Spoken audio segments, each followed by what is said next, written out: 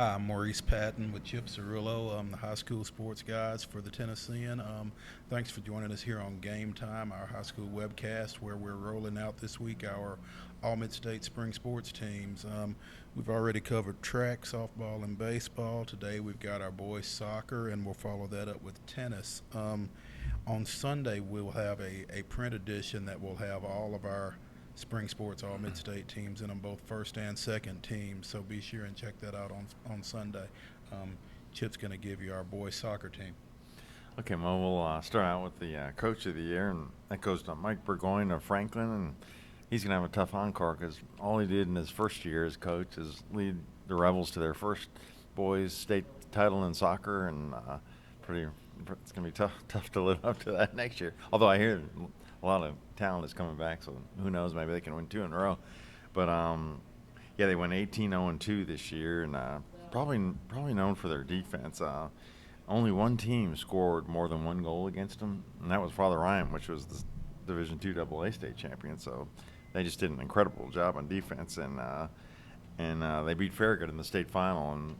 And during way back in 1987, the first year they had soccer in TWAA, Farragut beat Franklin in the state final. So they really kept on the history. They remember that game, and they kind of got I guess they avenged it, you could say. You know, I'm not sure of the makeup of that team, but I mean, there's a distinct possibility that there were some guys on that team who had fathers or uncles or something like that on that '87 team. So that was probably sweet for some folks in Franklin. Yeah, well, that's so true. Even Coach Burgoyne is a former Franklin player, so who knows? I'm a little short on that one, but I think he may have even played on that team, or he possibly knew some people that were on the '87 team. So, and now we'll go over to the first teamers. We'll start out at goalkeeper, Matt Churich of Brentwood High School. He's signed with Clemson, so anybody who gets an ACC scholarship is doing something right. And he had 8 shutouts this year and 0.7 goals against average, so really did a great job for Brentwood. And then we'll go to the forward spot, and then starting out with Franklin's Alistair Berger. He was the District 11 AAA offensive MVP, and he had 14 goals and 6 assists. And Franklin was known for the defense, but they could score as well, so they had both sides going on. And then the next forward is NBA's Trey Gill, and he was the Gatorade Player of the Year, and he also signed with South Carolina. And he had 12 goals and 6 assists for the Big Red. They finished second in Division II AA. And the other forward is Derek Knotts from Smyrna. He was the 7 AAA MVP, and he had 28 goals and 13 assists. Real talented kid. Now we go over to midfielder. CPA's Josh Russell. He's the first one. He'll be playing at Lipscomb next year. He was a 9A AA MVP, and he had a good score line, 24 goals and 5 assists. So he's offensively talented. And then Whitehouse's Austin Thomas is another midfielder. He was the 10A AA co-MVP. He had 22 goals, 18 assists, and they went to the state tournament, and he was kind of the heart and soul of that team. And then our next midfielder is Joseph Earl from Hendersonville. He was the 9A AAA co-MVP and 8 goals and 4 assists, and Hendersonville always seems to have great teams. And then the final midfielder, again from Franklin, Ben Norris.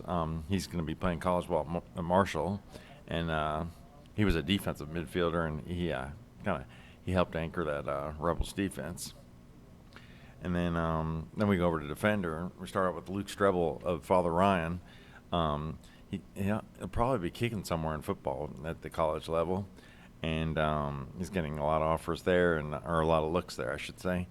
And he had 8 shutouts this year, but he's probably most remembered for he had the winning goal. Even though he's a defender, he had the winning goal in the state championship game against NBA. Kind of an upset there. And I don't know if I've ever seen a goal scored this way, but he was near the center line, 54 yards away, free kick. He booms it. He's hoping one of his teammates could, knock it in for him, and it just took the right bounce. From 54 yards away, he scores the winning goal in the state final. So against NBA, that was pretty dramatic. And then also at defender, we have Henry Lynch from NBA, and he'll be playing at Center College. And since NBA didn't quite win the state title. I'm not sure how many people know this, but they only allowed 4 goals in 16 games, which is pretty phenomenal. I mean, we talk about Franklin's defense, but you might even see NBA's might have even been better. Hardly anybody scored. I don't remember the last time a team gave up that few goals, and so that's pretty amazing. And now we go to Player of the Year, and it'll be Franklin's Brad Ross. He's a defender, and he kind of was the heart of the defense there. He kind of organized everybody, and Franklin had 12 shutouts, and they only gave up 9 goals in 20 games. They went 18-0-2, and we have a little video of them about talking what it meant to him to win the first state title for Franklin's boys soccer team. It's really cool. It means a lot, especially to our school and our team.